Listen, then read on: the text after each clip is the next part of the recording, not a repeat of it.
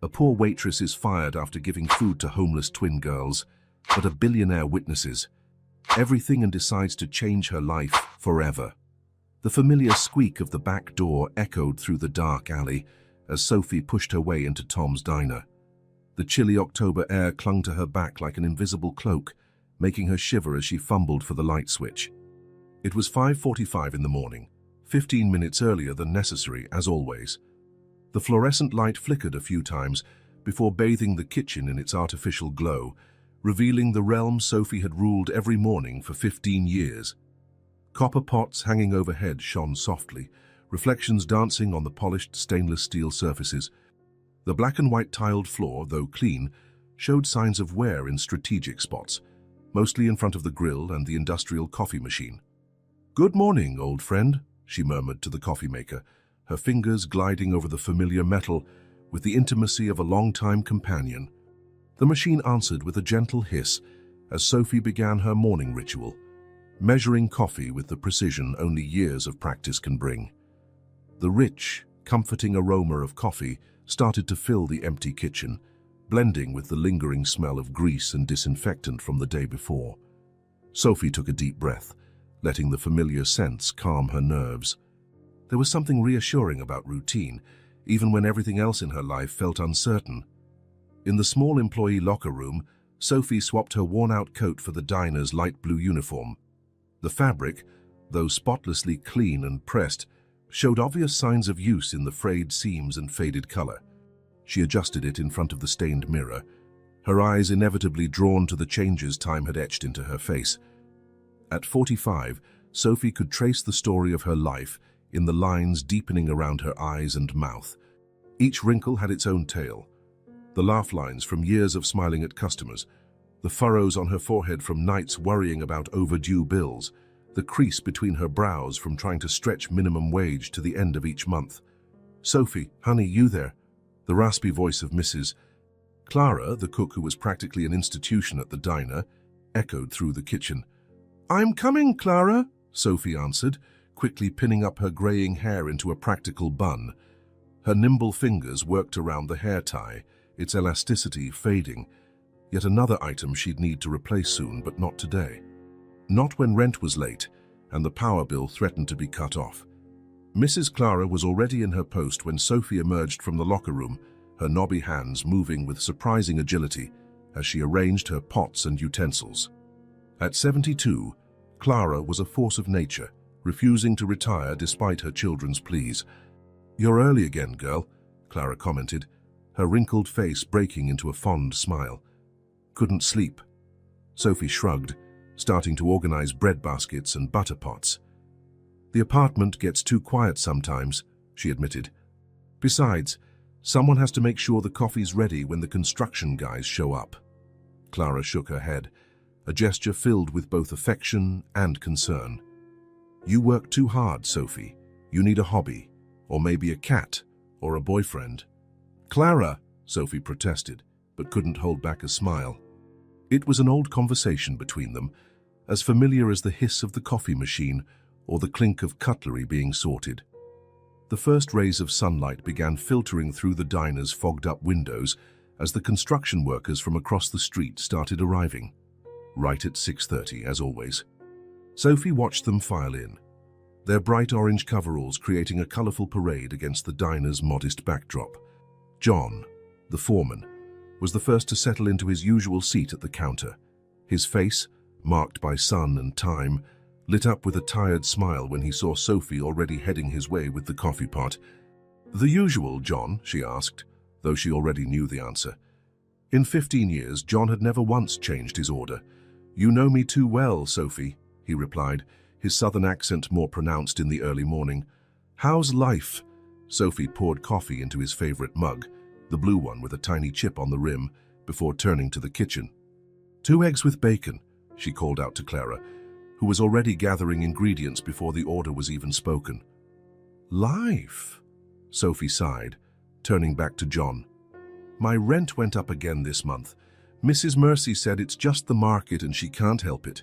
John frowned, deep lines forming on his weathered forehead. "That's not fair. You work harder than anyone around here. How much is the increase?" $200, Sophie answered, keeping her voice low so the others wouldn't hear. But I'll figure it out. I always do. If you need anything, John began, but Sophie stopped him with a gentle gesture. You have your own family to feed, John. Don't worry about me. Life's rarely fair, right? But we've still got hot coffee and good company, and that's something. The rest of the construction crew trickled in, each with their usual order, each with their own story to tell. Sophie knew them all by name, knew about their families, their problems, their little victories. Anthony, who had just become a grandfather, Peter, whose eldest son had started college, Manuel, who was saving up for a wedding. The morning went by in its familiar rhythm. Sophie danced between tables with the grace that only years of practice could bring, balancing plates, refilling coffee cups, wiping away crumbs, always with a smile. Her feet ached inside her worn-out shoes, but she barely noticed anymore. Pain had become a constant companion, like the clink of cutlery or the murmur of conversations. The breakfast rush gave way to the calm of 10 o'clock, that quiet period between breakfast and lunch when the diner was almost empty. Sophie took advantage of the lull to sit for a moment on the empty stool at the far end of the counter, allowing herself a brief rest. Her eyes roamed over the diner that felt more like home than the tiny apartment where she slept.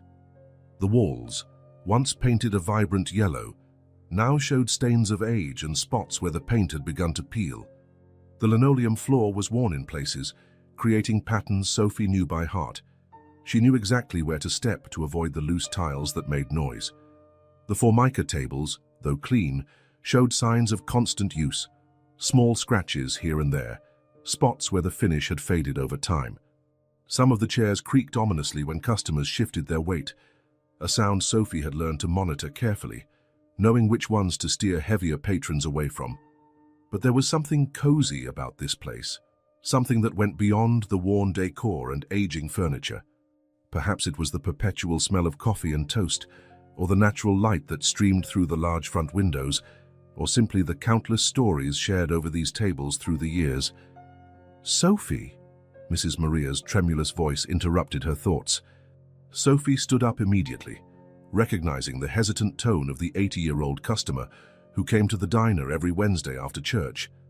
Yes, Mrs. Maria.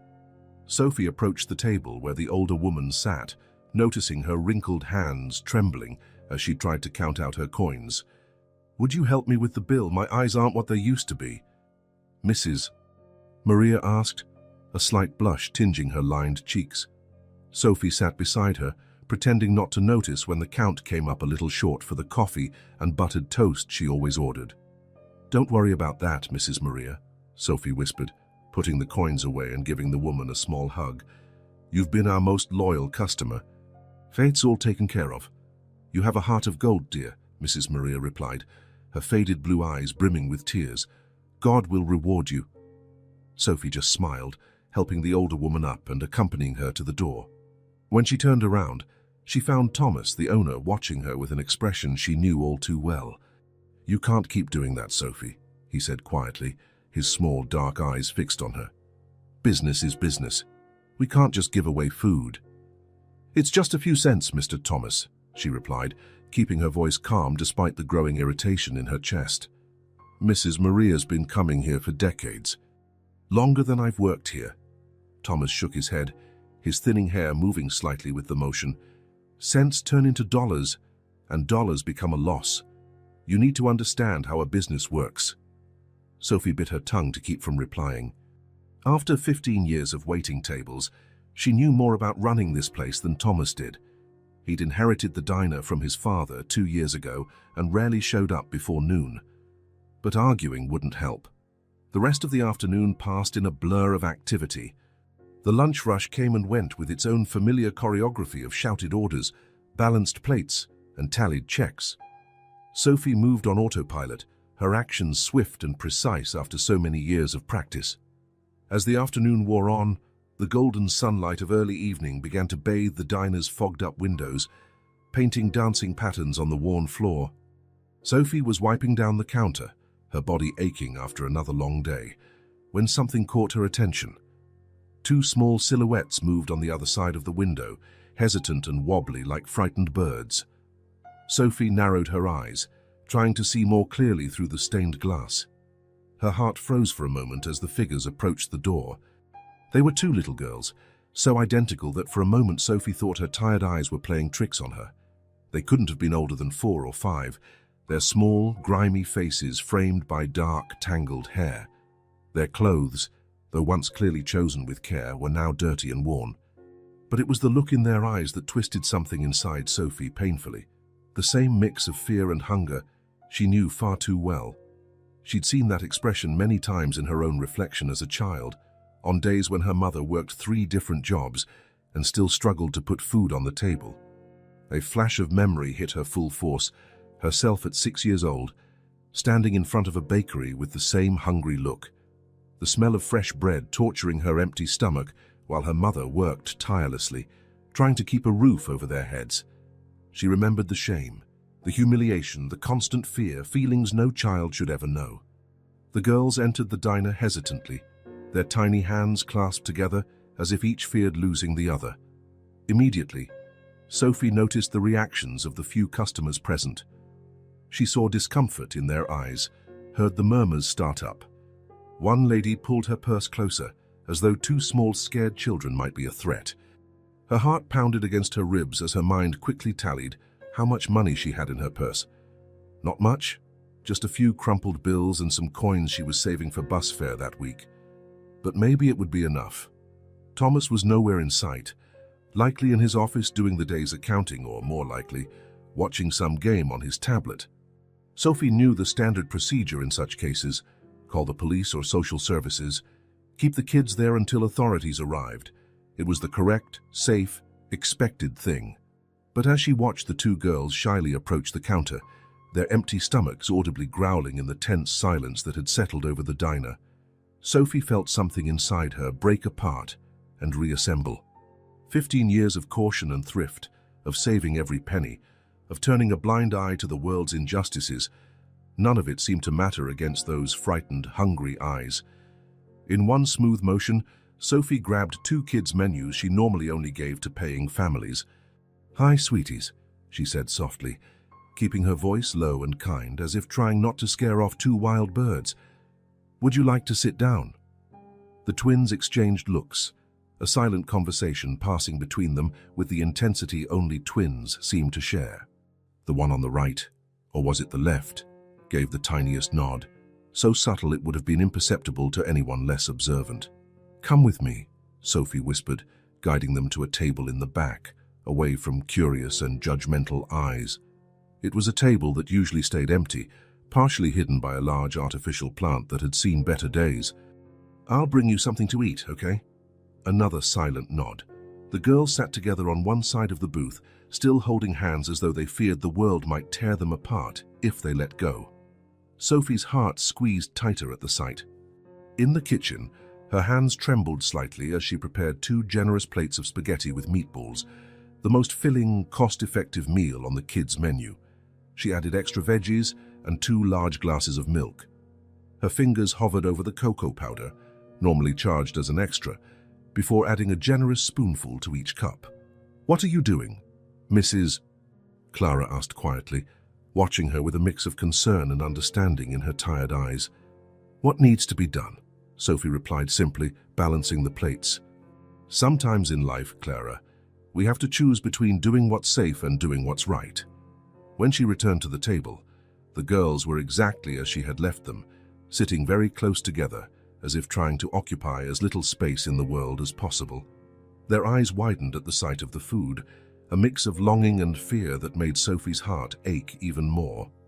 "It's okay," Sophie assured them, placing the plates in front of them. "You can eat. The chocolate milk is on the house." It was like a dam broke.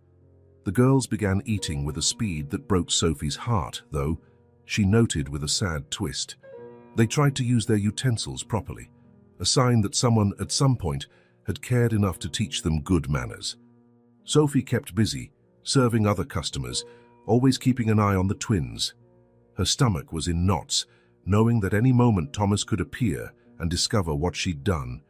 Every time his office door opened, her heart leaped. And then, inevitably, it happened. "Sophie!" Thomas's booming voice cut through the diner's chatter like a knife. "What is going on here?" Sophie squared her shoulders, bracing herself for what she knew would follow. Thomas stood beside the twins' table, his face red with anger, his beady eyes fixed on the nearly empty plates. "In my office. Now." Sophie cast a reassuring glance at the girls before following her boss. The words she heard next didn't surprise her, but they still hurt like a punch to the stomach. "You're fired." 3 simple words that, on any other day, would have been devastating. 15 years of service ended with a short sentence in a small, poorly lit office. Sophie should have been panicking. Her rent was overdue, bills were piling up, and the thought of being unemployed at 45 was terrifying.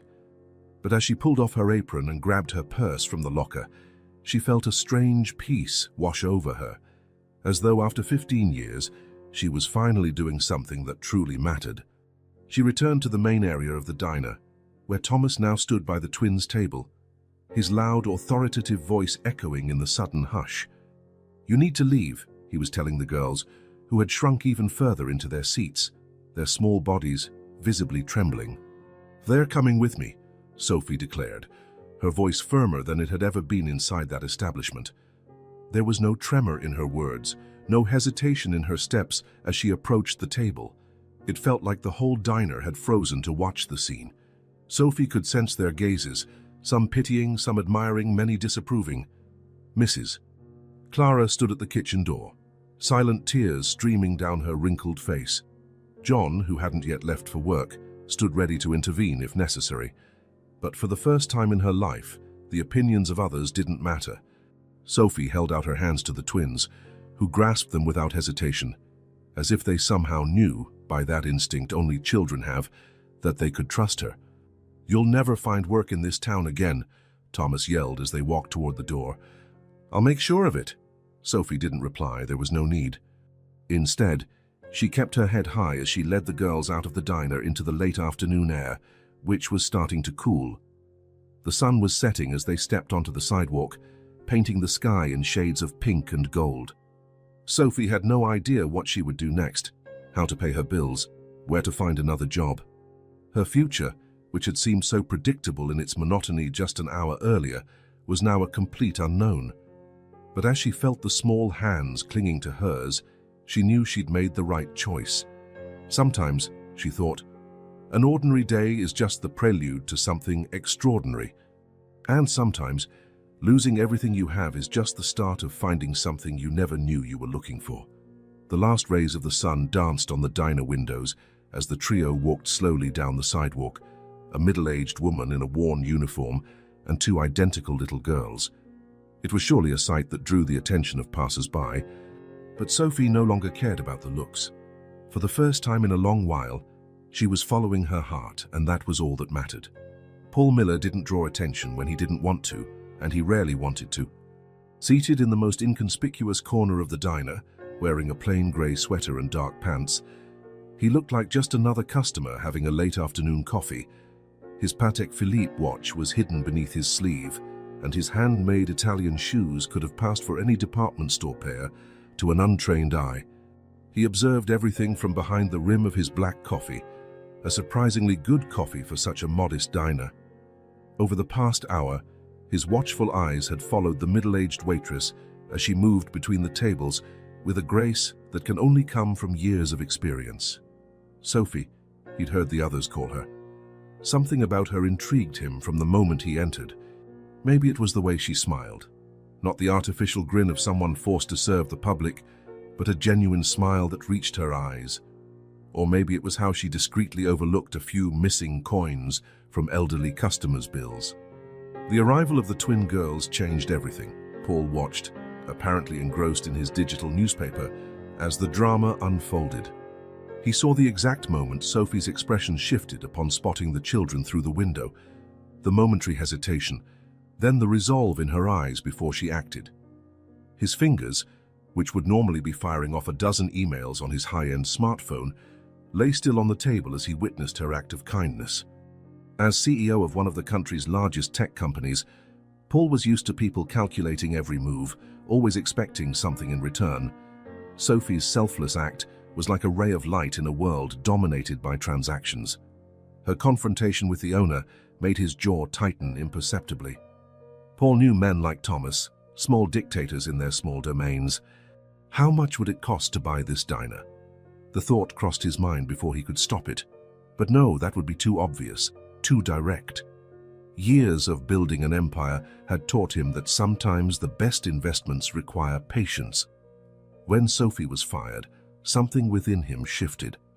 A memory long buried under years of board meetings and quarterly reports resurfaced. It was 1989, and Paul was only 12. His mother had just lost her job at the factory, and the tiny apartment they called home was about to slip through their fingers like sand. He could still smell the curry from Mrs. Patel's apartment next door when she knocked on their door that cold winter night. "I can't accept this," his mother had said, tears in her eyes at the thick envelope Mrs. Patel was pressing into her hands. "It's not charity, Jennifer," the Indian woman had responded firmly. "It's an investment. When your Paul grows up to be an important man, he'll remember this moment." That money had been enough to keep them in the apartment for 3 more months, long enough for his mother to find another job. Mrs. Patel never allowed them to repay her, even years later when Paul tried to return the favor with generous interest. "Some debts," she said with a mysterious smile, "can only be repaid by helping others." Paul blinked, returning to the present. Sophie and the twins were leaving the diner, 3 solitary figures against the evening sky. He waited a few moments before standing, leaving a tip generous enough to make Thomas's eyes bulge when he found it. With deliberately casual movements, he put on his coat and stepped onto the street. The chilly October air nipped at his face as he watched the trio moving down the sidewalk. His driver, discreetly parked across the street, moved as if to approach, but Paul stopped him with a subtle gesture. Not yet. First, he needed to be sure. A few yards away, staying within the growing shadows of late afternoon, Paul followed the little group. His Italian shoes, perfect for boardrooms, protested against the uneven asphalt, but he hardly noticed the discomfort. His eyes were locked on the scene before him. Sophie, still in her diner uniform, gently guiding the 2 girls. Even at a distance, he could see how she tried to maintain a strong front, though her shoulders occasionally trembled almost imperceptibly. Paul knew without checking that his assistant was already running a full background check on Sophie and trying to find any information on the twins. A single discreet text as he left the diner had set his information machine in motion. But that wasn't why he was following them. Data could be obtained in countless ways, especially if you had virtually unlimited resources. No, he needed to see something else, something no background check could reveal. He needed to see if Sophie would keep her dignity and determination even when she believed no one was watching. If her moment of bravery in the diner was a fleeting act, or truly part of who she was. He got his answer a few minutes later, watching them stop at a small park. Sophie sat on a bench with the girls, and even from a distance, Paul could see she was trying to comfort them despite her own precarious situation. That was when he knew. That moment, a woman who had just lost everything yet still found the strength to comfort 2 lost children, told Paul everything he needed to know. Taking out his phone, he quickly typed a message to his assistant. "Get everything ready. We're going to help them." Mrs. Patel had been right after all. Some debts can only be repaid by helping others. And now, 3 decades later, it was his turn to make an investment that couldn't be measured in dollars or shares. Paul turned and headed toward his car, his mind already formulating plans. Tomorrow, he would officially enter their lives. But for now, he would let them have this moment together. 3 lost souls who, without knowing it, were about to find a new beginning. On the horizon, the sun continued its inevitable descent, painting the sky in shades of purple and gold.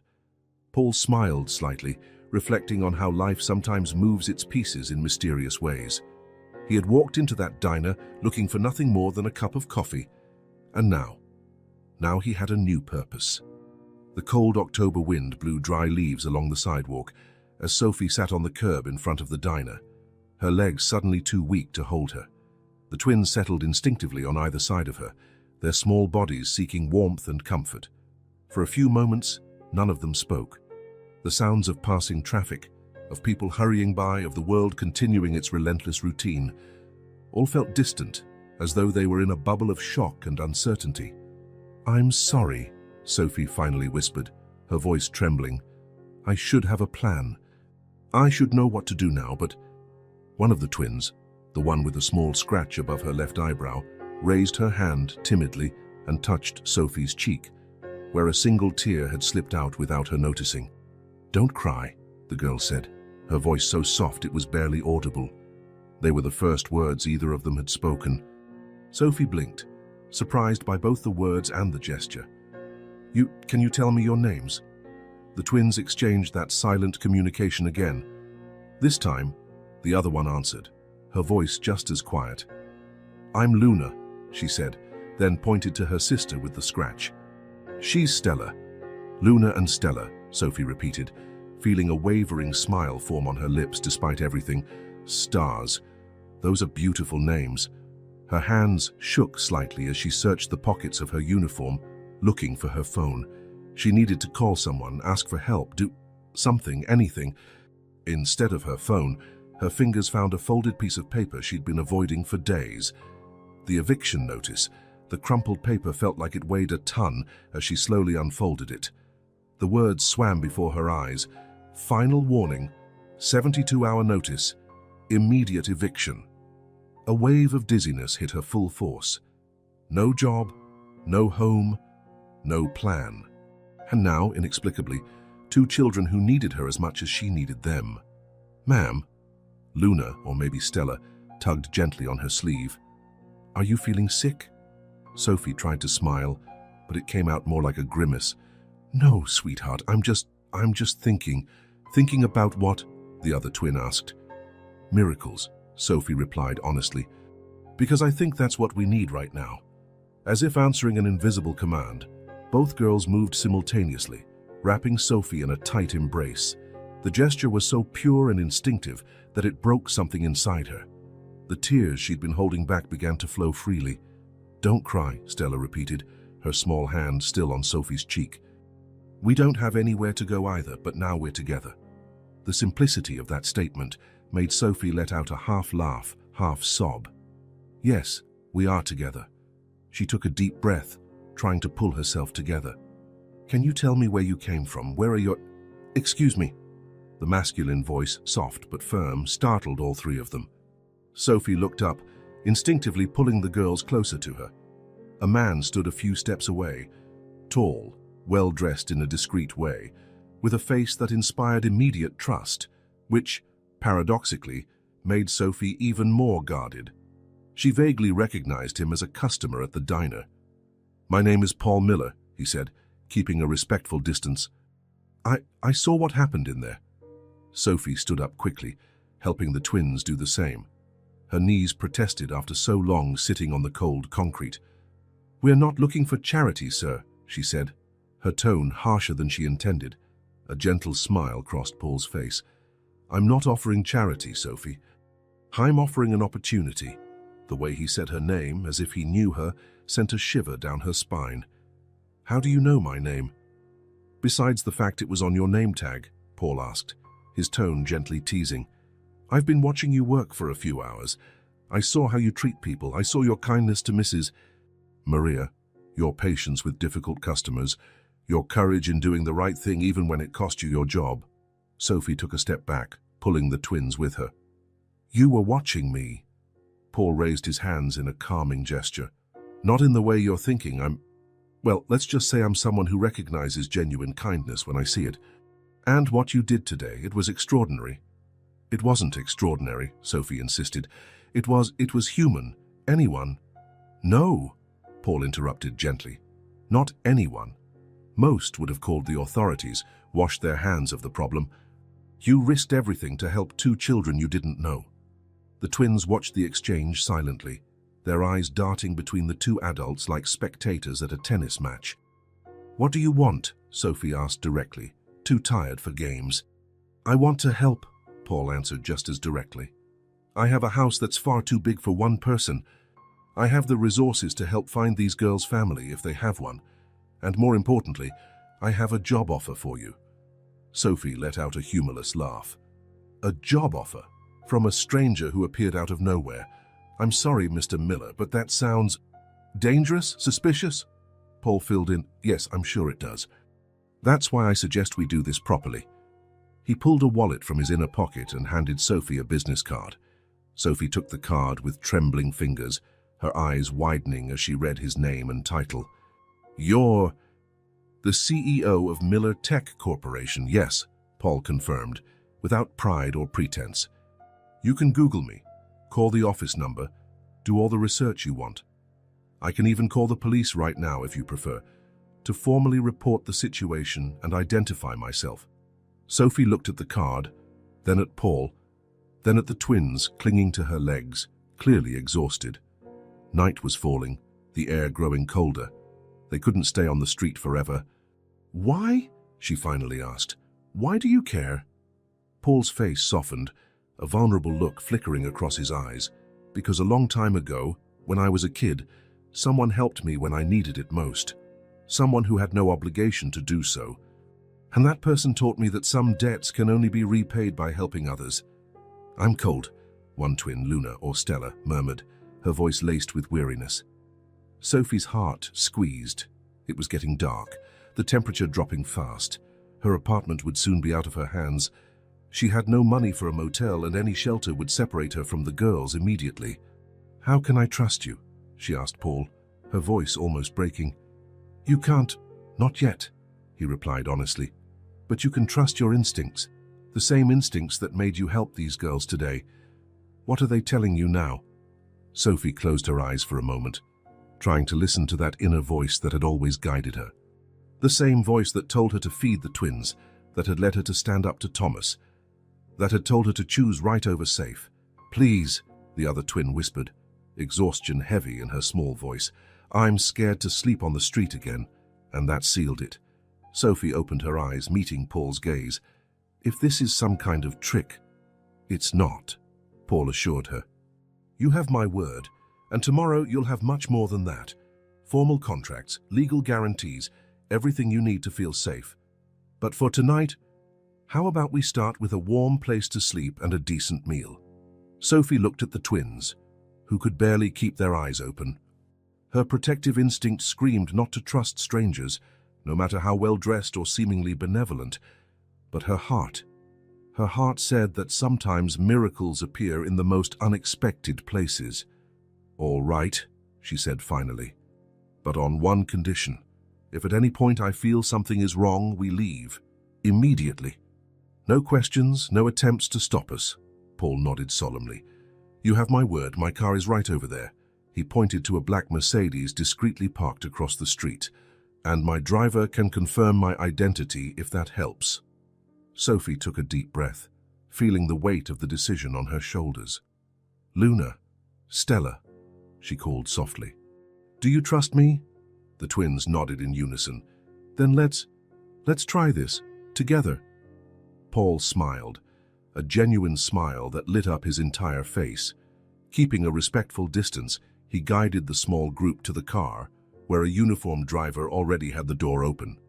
As Sophie helped the twins settle into the soft leather back seat, she couldn't help but think how life can change completely in just a few hours.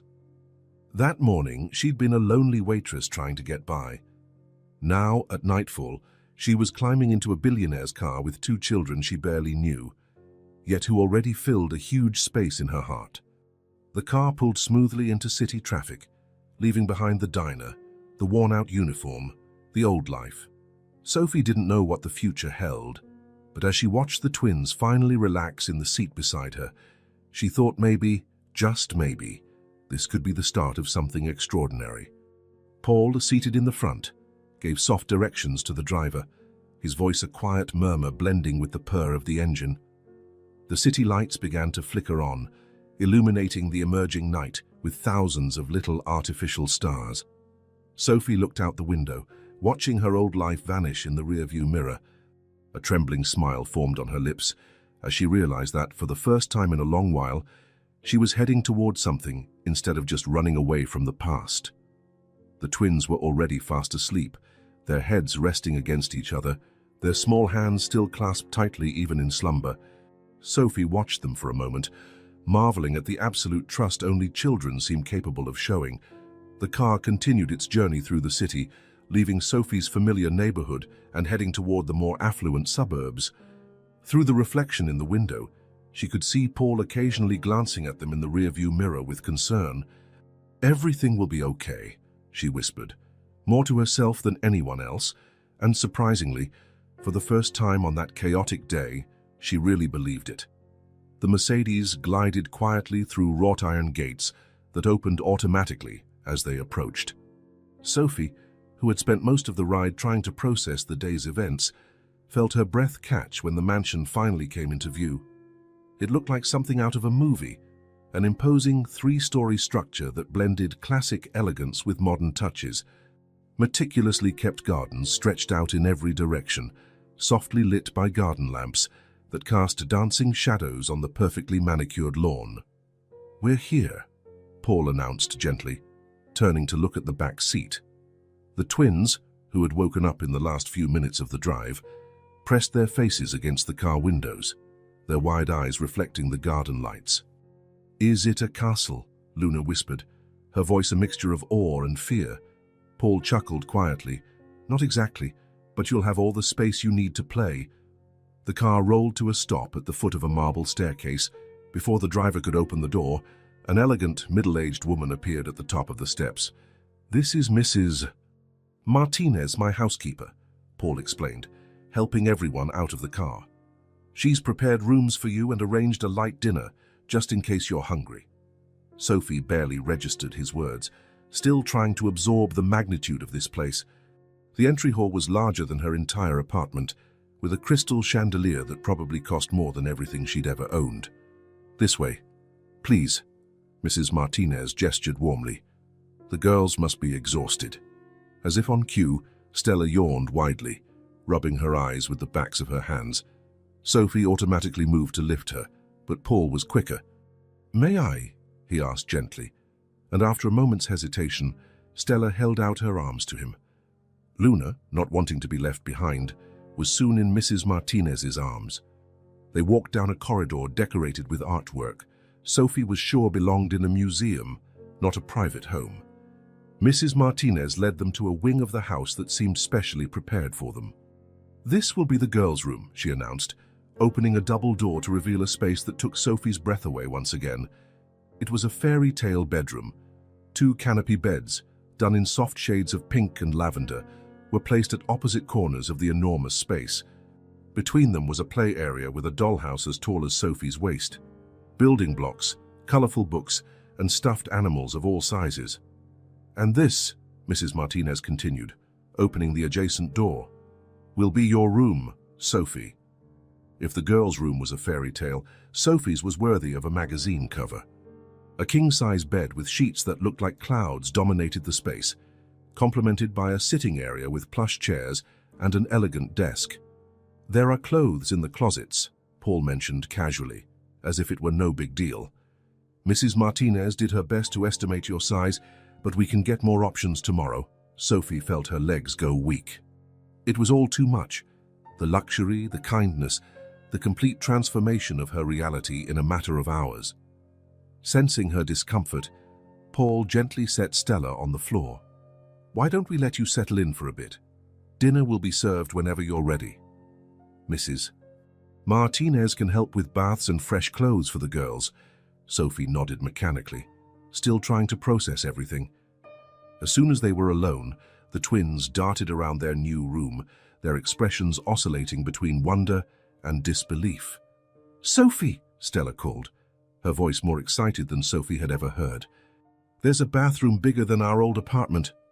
Apartment. The word hit Sophie like a punch. Just a few hours ago, she'd been worried about an eviction notice on her tiny place. Now, "Come on, you two," she said, forcing herself to keep her voice steady. "Let's take a bath and get ready for dinner."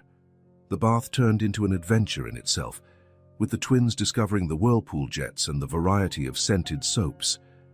Sophie took the opportunity to really look at them for the first time, noticing with concern some faded bruises on their arms and legs. After the girls were clean and dressed in soft pajamas that looked custom-made, Sophie finally had a chance to bathe herself. The hot water cascading over her sore muscles felt like it was washing away not just the day's grime, but years of worry and exhaustion.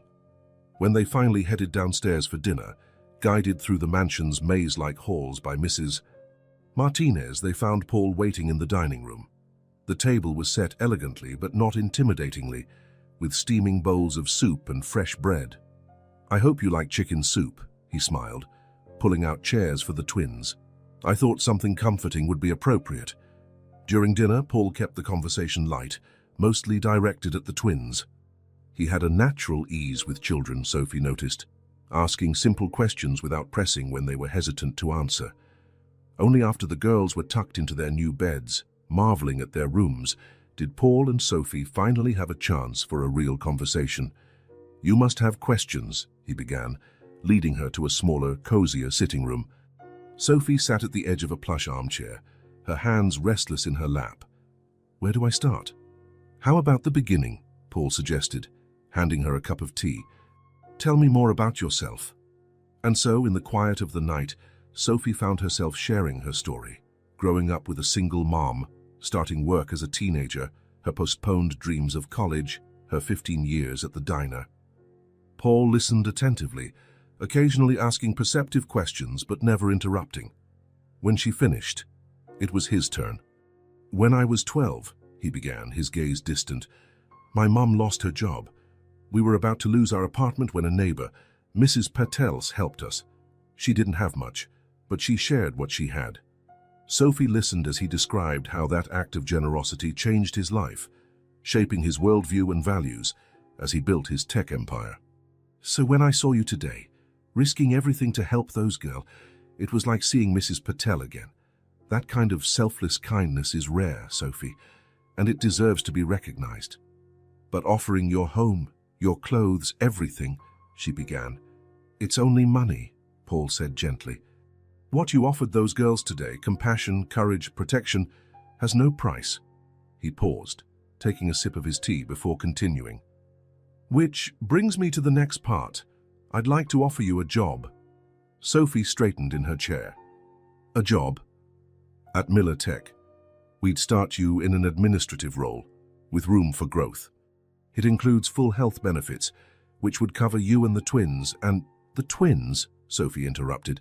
"But they're not—" "I'm not legally responsible for them. Not yet. But we can work on that if you want. I have an excellent legal team that can help secure temporary guardianship while we look for their family, if they have one." Sophie felt tears welling in her eyes. "Why are you doing all this?" "Because I can. Because I should. Because those girls chose you as their protector, and you chose them right back. And because—" He smiled softly. "Maybe it's time for me to repay the kindness I received so long ago."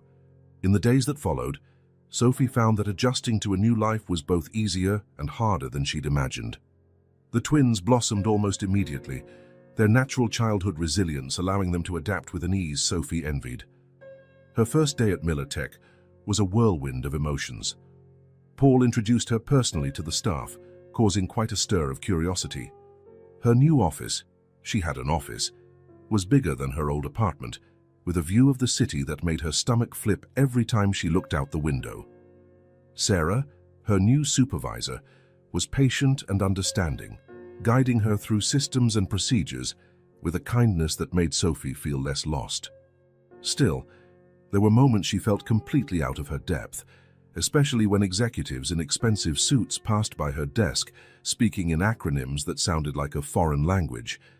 At home, and it was strange how the mansion was starting to feel like home, things were both simpler and more complex. The twins slowly opened up, revealing fragments of their past in offhand comments and the occasional nightmare. Paul was always around, but never intrusive. He had a knack for appearing exactly when needed and fading into the background when Sophie needed space. On nights when the girls had nightmares, he'd often show up in the kitchen with hot chocolate for everyone, as though he instinctively knew nobody would be sleeping. It was during one of those nights, after the twins had finally fallen back to sleep, that Paul mentioned school.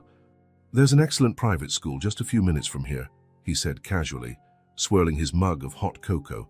"They have a special program for kids who need extra help adjusting." Sophie bit her lip, worried. "A private school? Paul, I can't possibly—" "It's part of your benefits package," he interrupted gently. "All Miller Tech employees receive educational assistance for their dependents. But they're not officially my dependents yet," Sophie argued weakly. "The paperwork for temporary guardianship should come through this week," Paul said, smiling. "My lawyers are very efficient." And so, just 2 weeks after the day that changed their lives, Sophie found herself in a school uniform shop, watching the twins try on navy blue blazers bearing the gold crest of Windsor Academy. "Look, Sophie!" Luna twirled around, her pleated skirt flaring. "It's like a princess outfit." Stella, always the quieter one, merely smoothed the striped tie with reverence, as if she couldn't believe something so nice belonged to her. "You both look beautiful," Sophie said, swallowing the lump in her throat. At some point during these 2 weeks, she'd stopped wondering when she'd wake up from this dream and started to accept that maybe, just maybe, fairy tales could be real. Paul, who had insisted on accompanying them to buy uniforms, watched the scene with a satisfied smile. "We still need to get school supplies," he reminded them, "and backpacks. Every princess needs the right backpack." The twins squealed with delight, running toward the store's backpack section. Sophie took the moment to step closer to Paul. "Thank you," she said softly, "for all of this. I know I've said it before, but—" "You don't have to thank me," he interrupted gently. Seeing them smile like that, that's all the thanks I need. Sophie watched the twins excitedly debate which Disney princess was best for their backpack design. It was hard to believe these were the same frightened, hungry kids she'd met just 2 weeks ago. "I'm still scared," she admitted quietly, "that I'm not enough, that I'll let everyone down." That you're afraid to be happy," Paul offered knowingly. Sophie looked at him, surprised. "How did you—" "Because I've felt that too," he smiled. "When my life finally started coming together after struggling for so long, it's terrifying to accept that maybe we deserve good things." "Sophie," Stella called, running toward her with 2 backpacks in hand. "Which one do you think is prettier?" "They're both lovely, sweetie," Sophie answered honestly. "Why don't we get both and you can take turns?" The twins' eyes widened at the possibility, and Sophie realized she was beginning to think like someone who no longer had to count every cent. It was strange but not unpleasant. That night, after the twins finally fell asleep, exhausted but happy with their new uniforms and supplies, Sophie stayed up a while longer in her new room, organizing the day's purchases. Every pencil, every notebook, every piece of the uniform had been chosen with such enthusiasm by the girls. It felt surreal remembering that just 2 weeks ago, they barely had enough to eat. A gentle knock on the door interrupted her thoughts. It was Paul carrying 2 cups of tea. "I thought you might still be awake," he said, handing her one of the cups. "The girls are really excited about school," Sophie smiled, accepting the tea. They could hardly sleep. "Luna's already decided how she'll fix her hair, and Stella wants to sleep in her uniform." Paul laughed softly, taking a seat in one of the comfortable chairs in the room. "That reminds me of my first school uniform after things started looking up for my mom and me. I slept in it for 3 straight nights." Sophie settled into the chair opposite him, allowing herself to relax for the first time all day. "How do you do that, Paul?" "Do what?" "Know exactly what to say, what to do, how to make people feel normal, even in all this—" She gestured vaguely around at the luxurious surroundings. Paul considered the question for a moment before answering. "Maybe because I never forget where I came from. All this luxury, Sophie, it's just stuff. What really matters is people, the connections we make, the moments we share. Like today at the uniform store." "Exactly," he smiled. "Seeing those girls that happy meant more than any business deal I've ever closed." They sat in companionable silence for a few moments, sipping tea and contemplating how life could change so drastically in so little time. "They start on Monday," Sophie finally said. "I'm nervous." "That's natural," Paul reassured her, "but they'll be fine. They're strong girls, just like their guardian." Sophie felt her cheeks warm at the compliment. "I still can't believe I'm officially their guardian now. The paperwork went through so fast." "My lawyers are efficient," Paul joked with a wink. and it helps that you've already formed such a strong bond with them. The social worker was impressed at how quickly they've attached to you. They're special, Sophie murmured, her eyes filling with tears. Sometimes it feels like they've always been mine. Paul stood up, collecting the empty teacups. Maybe they were meant to be, as they'd say in America. Sometimes families are formed at the most unexpected moments and places. Before leaving, he paused at the door.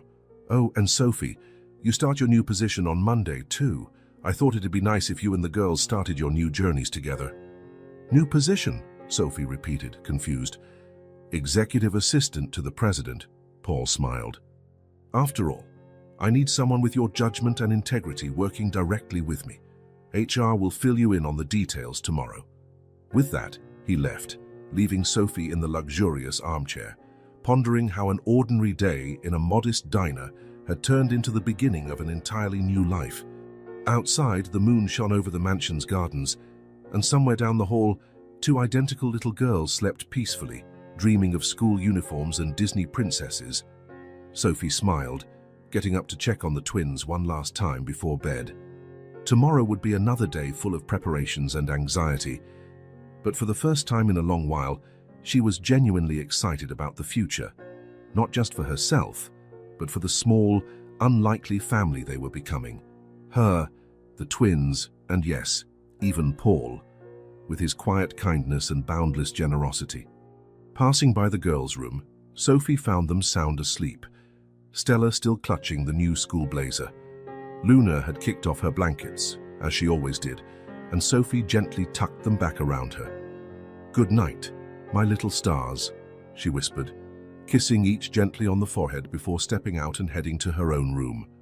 Tomorrow would bring new discoveries and adjustments, but now Sophie knew she wasn't alone on that journey anymore, and that, more than all the luxury in the world, was the real miracle. The first rays of dawn had barely begun to color the sky when Sophie heard the doors of the girls' room open. Quick footsteps in the hallway, excited whispers, and then her own door flew open, revealing Luna and Stella, fully dressed in their school uniforms.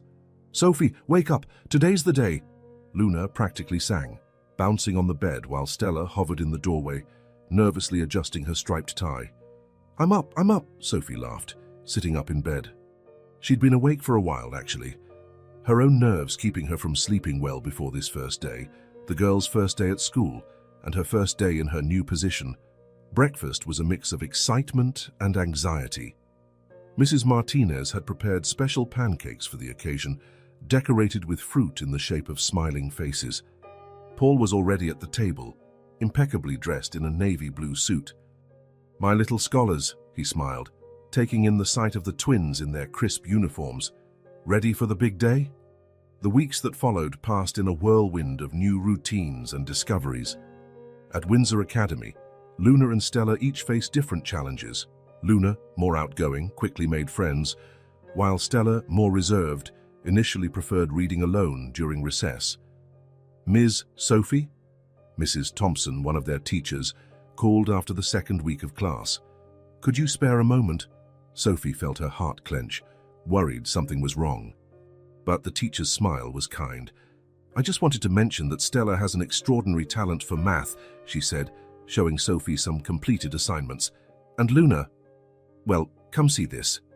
On the classroom wall, a bright drawing stood out, a surprisingly detailed portrayal of the mansion, with Sophie and Paul holding hands with the twins in the garden. "She has a natural artistic gift," the teacher explained. "I thought you'd like to know." At work, Sophie found her own set of challenges and triumphs. As Paul's executive assistant, she realized that managing a busy diner for 15 years wasn't so different from coordinating a corporate schedule. "How do you do that?" Paul asked one afternoon, after Sophie skillfully rearranged a series of conflicting meetings. "Do what?" "Make it look so easy," he smiled, that smile that had lately made Sophie's heart skip a beat. Evenings at the mansion had developed their own comforting routine. After dinner, while the twins did homework in the study, Sophie and Paul often worked side by side, occasionally exchanging glances over their laptops. One night, as the twins slept and Sophie organized some reports, she felt Paul's gaze upon her. "What?" she asked, aware of the warmth rising in her cheeks, You're extraordinary, you know that. The simplicity of his declaration caught her off guard. No, let me finish, he said, closing his laptop. I watch how you juggle everything, the girls, work, this new life, and you make it look natural, like it was always meant to be. Sophie felt her heart pound. It's easy when you have help, she replied softly. Sophie, Paul began, but he was interrupted by a scream from the twins' room. Both of them jumped up at once, rushing down the hall. Stella was in the grip of another nightmare, something that happened less often now, but still sometimes. Luna was already by her side, holding her hand. Shh, it's okay, Sophie murmured, sitting on the bed. Paul showed up moments later with the hot chocolate that always seemed to calm them. Sophie, Stella asked sleepily after the nightmare had passed and most of the hot chocolate was gone, are you and Paul our parents now? The question froze Sophie in place. She looked at Paul, who'd stopped in the middle of gathering the empty mugs. Sweetheart, Sophie began carefully, it's complicated. But you act like parents, Luna insisted. You take care of us when we're sick. Paul helps us with math. You come to our school events. And you look at each other the way Emily's parents do, Stella added shyly. Sophie felt her face grow hot. Paul cleared his throat softly. Girls, he said, sitting on the other bed. Sometimes families are formed in different ways. The important thing is that we care about you very much. But could you be our real parents? Luna persisted, with paperwork and everything. After the twins finally fell back to sleep, Sophie and Paul ended up in the hallway, the air thick with unspoken words. We need to talk, Paul said quietly, guiding her to the study. The fireplace was lit, casting dancing shadows on the shelves. Sophie sat in her usual armchair, watching Paul pour 2 glasses of wine. They're not wrong, you know, he began, handing her a glass, about how I look at you. Sophie felt her breath catch. Paul, let me finish, he said, seating himself in front of her. These past weeks, as months, have been the happiest of my life. Seeing you with the girls, working with you, sharing these moments. Sophie, I was alone for so long that I forgot what it felt like to be part of something bigger than myself. I felt something too, Sophie admitted quietly. But it's complicated. The girls are exactly why we should consider it, Paul finished. They need stability, a family, and we already are a family, aren't we? But what if it doesn't work out? Sophie voiced her biggest fear. What if we ruin everything? Paul set his glass aside and knelt in front of Sophie's armchair, taking her hands in his. What if it does work out? What if it's exactly what all of us need? The next day, Paul arranged a meeting with his legal team. The lead attorney, Dr. Richards, spread several documents on the conference table. Preliminary searches haven't turned up any living relatives for the twins, he reported. Their parents died in a car accident 8 months ago, and apparently they ran away from the foster home where they'd been placed. Sophie's heart ached, imagining the girls alone on the streets for so long. As for joint adoption, Dr. Richards went on, it's not unheard of, but it can be complicated. The fact that Ms. Sophie already has temporary guardianship, and a strong bond established works in our favor. Mr. Miller's financial status and the stable environment also help. And the fact that we're not conventional, Sophie asked hesitantly. Families come in all shapes these days, the attorney smiled. What matters is the children's best interest. In the following weeks, as the lawyers prepared the necessary paperwork, Sophie and Paul carefully explored their growing relationship. Small gestures, an accidental brush of hands, a lingering glance, grew more frequent. The twins seemed to blossom further, sensing the happiness blossoming around them. Stella joined the school's math club, while Luna had her first drawing accepted into a children's art show. It was at that art show, watching Luna proudly explain her drawing to other parents, and Stella clapping for her sister with excitement, that Paul turned to Sophie. Marry me, he said simply. Sophie nearly spilled her water. What? Marry me, Paul repeated. Not because of the twins, or the adoption, or any other reason, but that I love you. I've loved you since that day in the diner, when I saw you risk everything to help 2 children you didn't know. Sophie looked at the twins, at the picture on the wall showing 4 figures holding hands, at this remarkable man who had changed her life in so many ways. Yes, she answered, And it was the easiest word she'd ever spoken.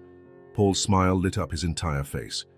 Smoothly, he slipped a ring onto her finger. Of course he'd planned this, and Sophie laughed when she realized it was a perfect fit. "I think we have some news to share with the girls," she smiled. That night, after telling the twins about the wedding and their plan to move forward with a joint adoption, which led to shrieks of joy and a group hug that nearly knocked everyone down, Sophie found Paul in the study.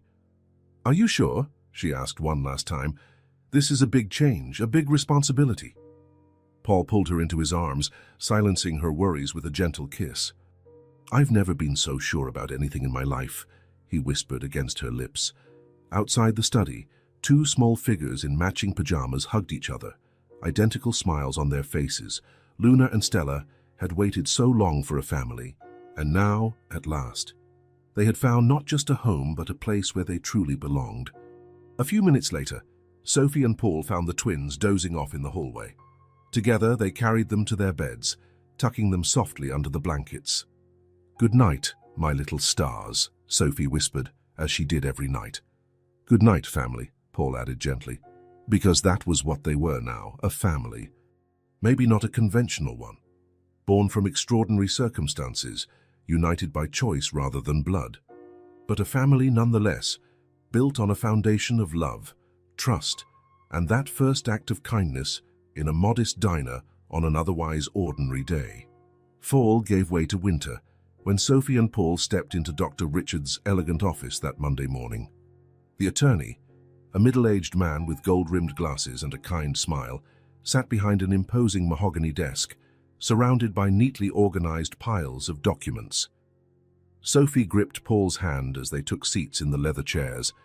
Her heart pounded.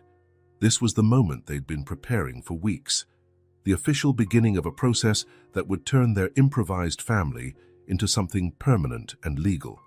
"Well," Dr. Richards began, adjusting his glasses as he gave the papers one last check, "I reviewed everything again this morning. The twins' birth certificates, medical records, school evaluations, proof of residence, financial statements, everything seems in order." He paused, looking at the couple over the rim of his glasses. "I must warn you, however, that this won't be simple. Joint adoptions by unmarried couples, while not unprecedented, still face additional scrutiny from the system. But we're getting married," Sophie interjected, her engagement ring sparkling under the office lights. "Doesn't that help?" "It certainly strengthens your case," the attorney agreed, "as does the fact you already have temporary guardianship and a proven bond with the girls. Their exceptional performance at Windsor Academy is also in our favor." Paul leaned forward. "What are the main obstacles we might face?" Dr. Richards took off his glasses, an action Sophie had learned signaled serious news. "Well, the first challenge will be an in-depth investigation. Not just criminal checks, obviously not an issue for you, but complete screenings. Financial history, personal references, psychological evaluations." "That seems fair," Paul remarked. "We want to make sure children are placed in safe homes." "Yes, but in your case, there'll be an extra layer of scrutiny due to the unusual nature of the situation. A billionaire CEO and his former waitress, getting married and adopting two children they met only a few months ago. You can expect people to question your motives." Sophie's stomach twisted. Of course people would question it. There were probably already rumors swirling, tabloids speculating about her and Paul, insinuations about her intentions with the twins. As if sensing her thoughts, Paul covered her hand with his. "Let them question," he said firmly. "We know the truth, and more importantly, the girls know it." Dr. Richards smiled, putting his glasses back on. "That's precisely the attitude we need. Now, if you could start by signing these initial documents." The following weeks were a flurry of activity. Social workers began visiting the mansion regularly, observing the family dynamic and asking detailed questions about rules, routines, and discipline methods. "How do you handle Stella's nightmares?" Ms. Thompson, a rather stern-faced social worker, asked during one of her visits. Sophie explained the hot chocolate ritual, the soothing talks in the study, how Luna instinctively knew when her sister needed comfort. "Interesting," the social worker murmured, making notes on her clipboard. What about dividing parental responsibilities? Paul described how they shared tasks. Sophie usually helped with literature and history homework, while he handled math and science. Major decisions were always made together. And do the girls take part in decisions affecting them? Of course, Sophie answered promptly. For instance, they chose the color scheme when we redecorated their rooms, and we always talk about extracurricular activities or changes in their routine. Amid all the evaluations and interviews, life went on. At school, the twins kept shining in ways that made Sophie's heart nearly burst with pride. Luna had joined the art club and was preparing for her first solo show, a series of colorful drawings called My Family.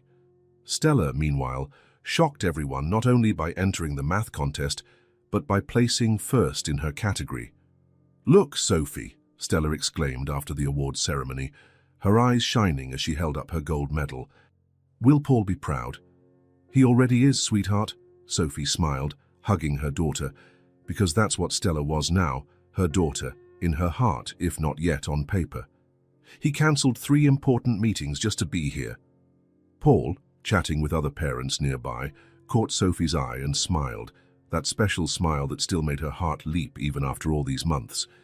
The evening of Luna's first art show was just as thrilling. Windsor Academy had transformed the gym into a makeshift gallery, with student works displayed on elegant panels. "And this," Luna explained excitedly to a group of admirers, "is my family in our garden. Here's Sophie, Mom, and here's Paul, Dad. And this is me and Stella." Sophie felt tears welling up at hearing Luna naturally use Mom and Dad. Next to her, Paul discreetly handed her a tissue, his own eyes suspiciously bright. Work at Miller Tech was not without challenges. Some board members expressed concern over Paul's personal involvement with his executive assistant. "It's a matter of appearances, Paulie," Bernard Mitchell, one of the senior board members, argued in a private meeting. "The press is already speculating. If something goes wrong with the adoption—" "Nothing will go wrong," Paul interrupted firmly. "And even if it did, my personal life is not the board's concern as long as it doesn't affect my performance. Last quarter's numbers speak for themselves, but it was during a routine visit from Dr. Richards that the first real complication arose. A relative of the girls has surfaced," he announced bluntly, his expression more serious than usual. "Robert Harrison, brother of their late maternal grandmother. He's disputing the adoption and claiming family preference." Sophie felt all the air leave the room. Beside her, Paul remained perfectly still. "Where's he been all this time?" Paul finally asked, his voice controlled but tinged with tension Sophie rarely heard. "Apparently living abroad and just found out about the parents' passing. He's already filed a motion contesting the adoption."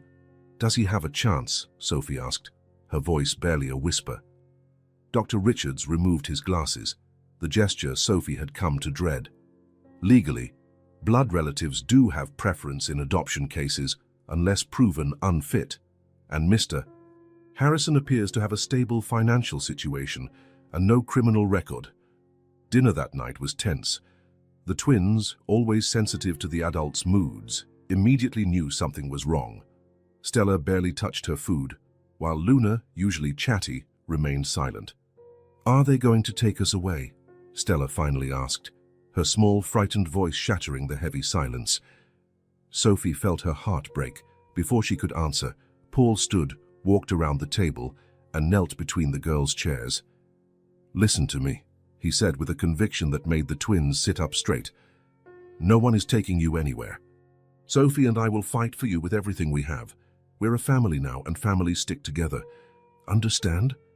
The twins nodded, tears gleaming in their eyes. "Promise," Luna whispered. "We promise," Sophie and Paul answered in unison. But the complications didn't end there. A few tabloids published speculative pieces about the non-traditional relationship between the billionaire and his ex-waitress. One particularly nasty article implied Sophie was running an elaborate con. The company's board increased pressure on Paul, worried about the potential impact on the firm's image. Some shareholders questioned whether he was too emotionally invested to lead. It was at the first preliminary hearing that Sophie finally met Robert Harrison.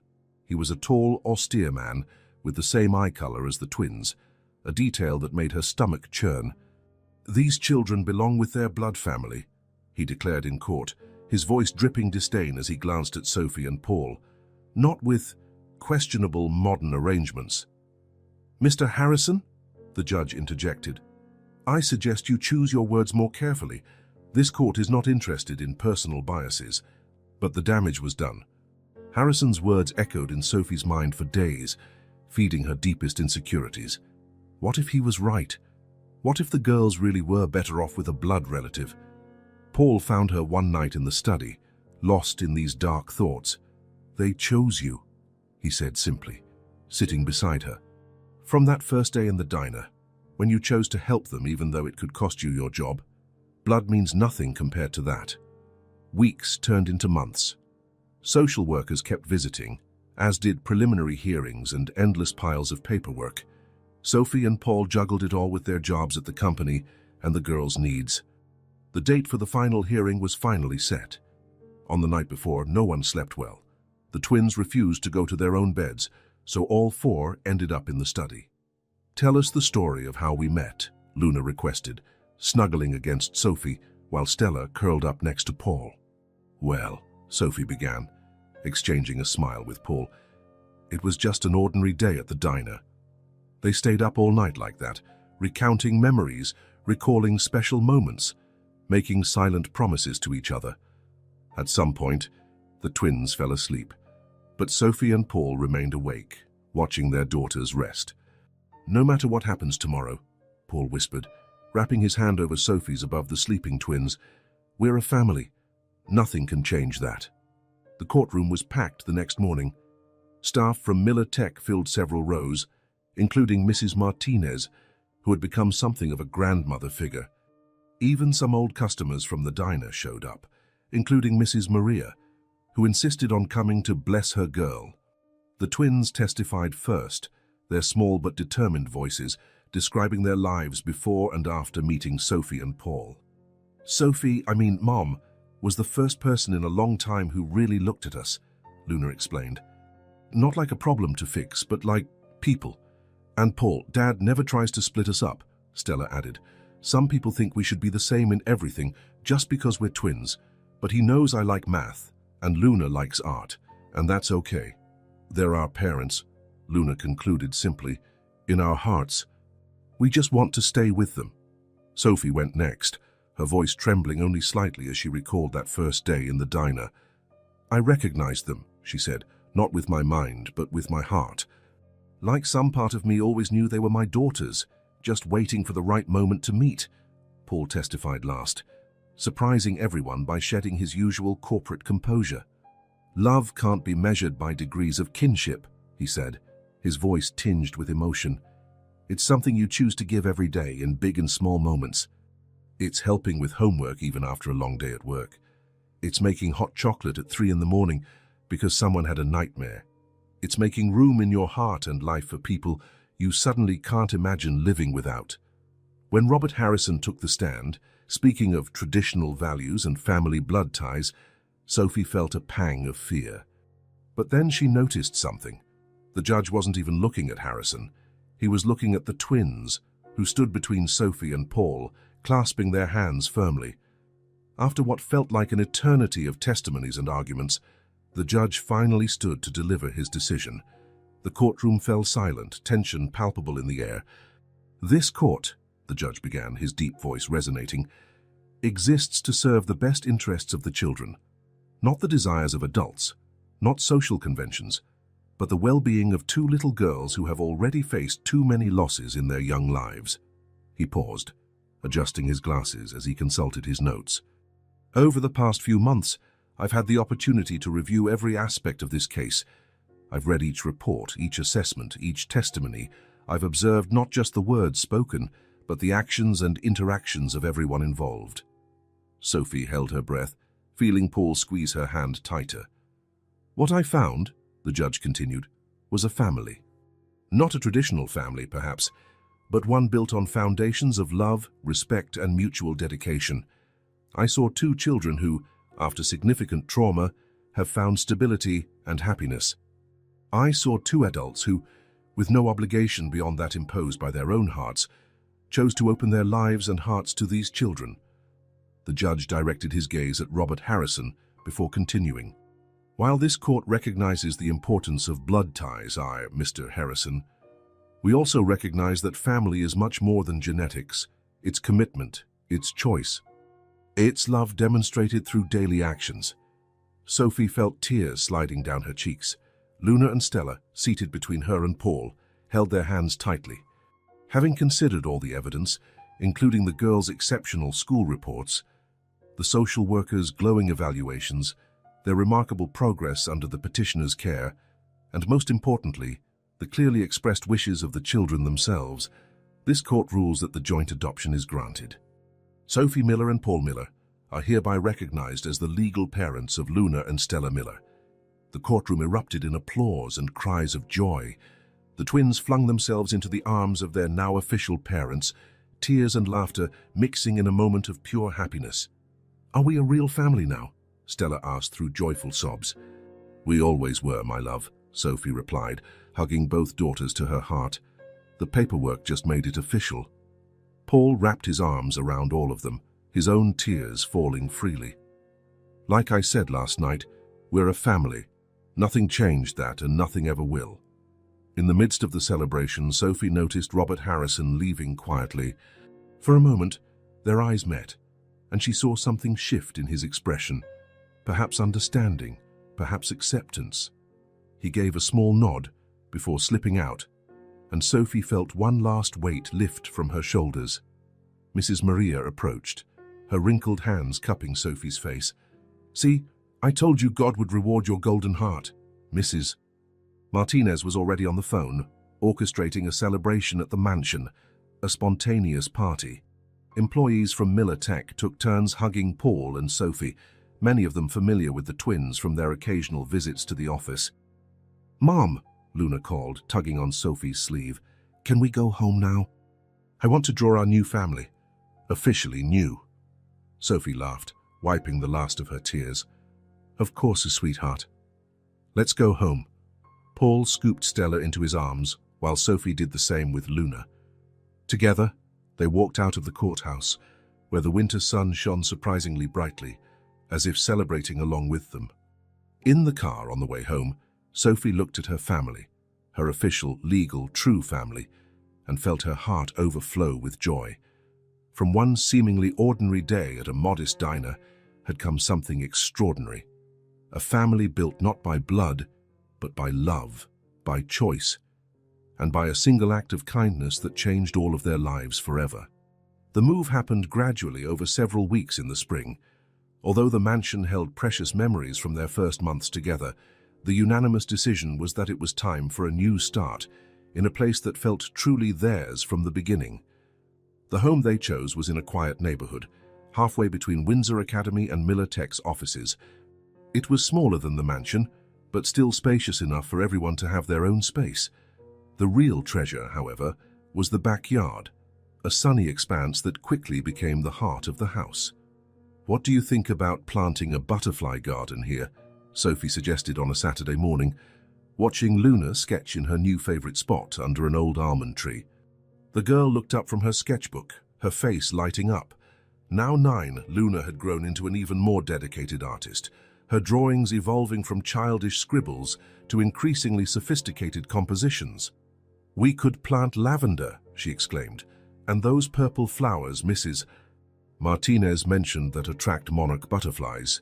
"Verbena," Stella automatically corrected, without looking up from the science book she was reading.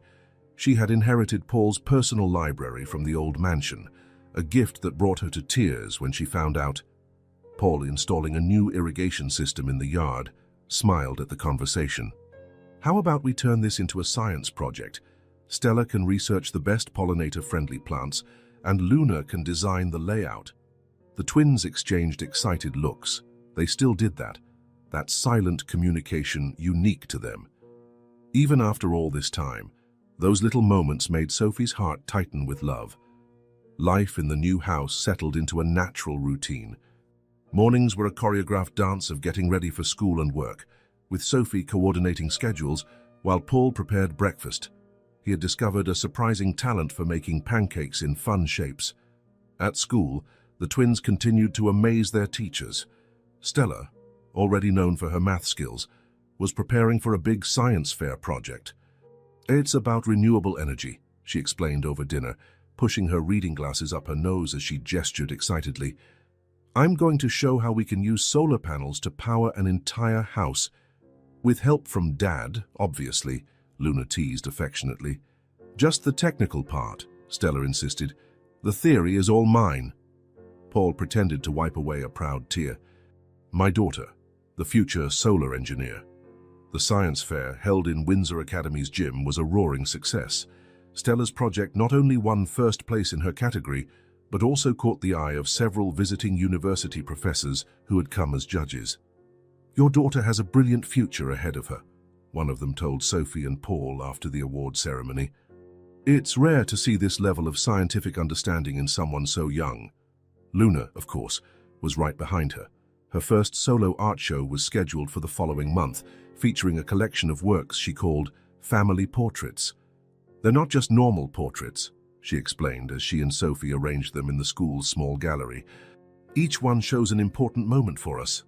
Sophie looked at the drawings with teary eyes. There was the moment they'd met in the diner, depicted with surprising sensitivity for someone so young. Their first night in the mansion, the adoption day at the courthouse. Everyday scenes, family dinners, afternoons in the backyard, movie nights with hot chocolate. "They're our memories," Luna said softly. "Our story." During the opening of that art show, Paul and Sophie decided it was time for a special announcement. With the twins at their side and surrounded by friends, family, and the school community, they officially introduced the New Beginnings Foundation. "Our story began with an act of kindness," Sophie began, her voice steady despite her emotion.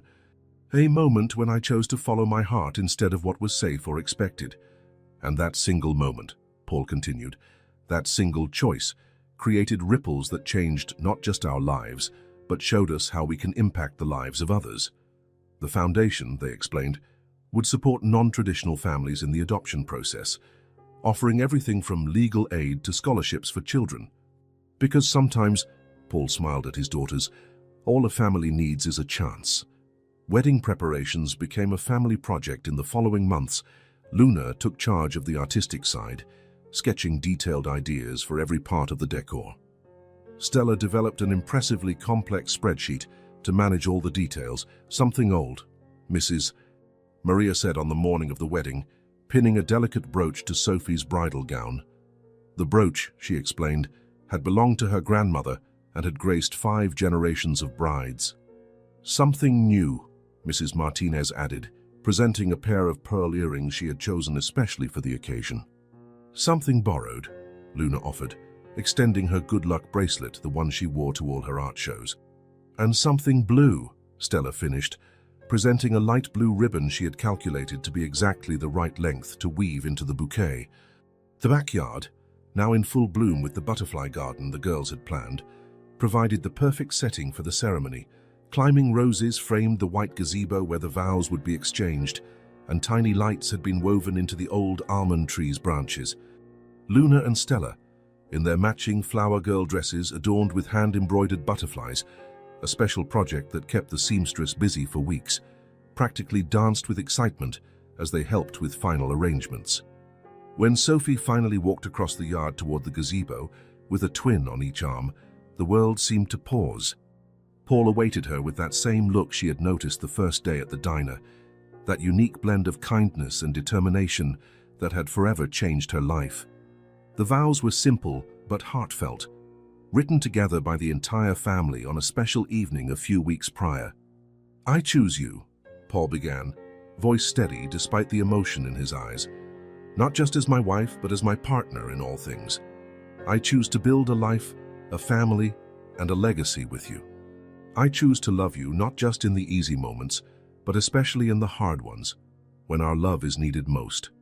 "I choose you," Sophie replied, tears shining in her eyes, "not just as my husband, but as my companion in every adventure.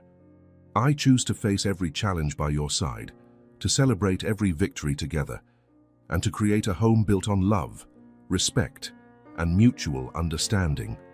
The twins, who had insisted on adding their own vows, stepped forward. "We choose to be a family," they said in unison, their voices clear and confident. "We choose to love and be loved, to care and be cared for, always and forever." There wasn't a dry eye in the garden when the officiant finally pronounced Paul and Sophie husband and wife.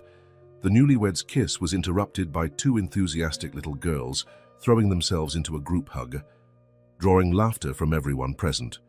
The reception that followed was a celebration not just of the love between Paul and Sophie, but of the love that had created and sustained their non-traditional family. There was dancing and laughter, heartfelt speeches, and moments of pure joy. During dinner, Paul asked for everyone's attention for a special announcement. The New Beginnings Foundation was officially launching its first program, a mentorship system for families going through the adoption process. "Because we know," he said, gazing fondly at his family, "the journey can sometimes feel scary, but no one has to go through it alone." Sophie watched with pride as her daughters handed out small flyers about the foundation to the guests.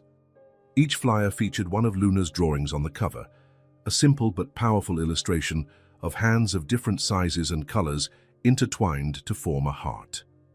Later, when the party was winding down and the sun was beginning to set, Sophie found a moment of peace under the almond tree. The twinkling decorative lights glowed softly above her, and she could hear the distant laughter of her daughters playing with other children. Paul found her there, wrapping his arms around her from behind as they watched the garden filled with people they loved. "Happy?" he asked softly, his chin resting on her shoulder. "More than I ever imagined," she replied, seeing Luna share her latest sketches with a group of admirers, while Stella excitedly explained her solar project to some interested guests. "Who would have guessed," Paul mused, "that serving 2 meals to 2 hungry little girls would change our lives like this?"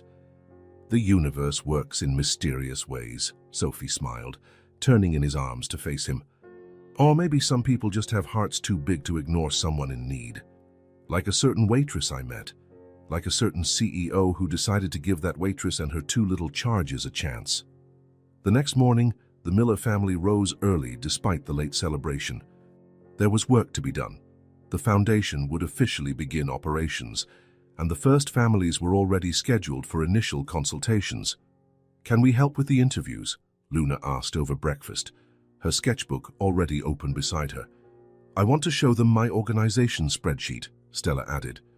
It might help them stay on track during the process. Sophie and Paul exchanged proud smiles. Their daughters had not only overcome their own traumas, but now wanted to help other children find their own happy endings. "Of course you can help," Paul grinned. "After all, you're the experts in turning strangers into family." The morning sun bathed the kitchen in gold as the Miller family prepared for another day together. In the garden, the first butterflies were already visiting the flowers that Luna and Stella had so carefully planted. Sophie looked at her family, her husband scanning emails while trying not to spill coffee on his new shirt, her daughters excitedly discussing the best way to help other kids like them, the house brimming with love and possibility, and felt her heart overflow with gratitude. From one seemingly ordinary day at a modest diner came something extraordinary. A family built not by blood, but by love, by choice, and by that first act of kindness that created ripples far beyond anything they could have imagined. And that, Sophie thought as she joined her family at the table, was just the beginning of their story.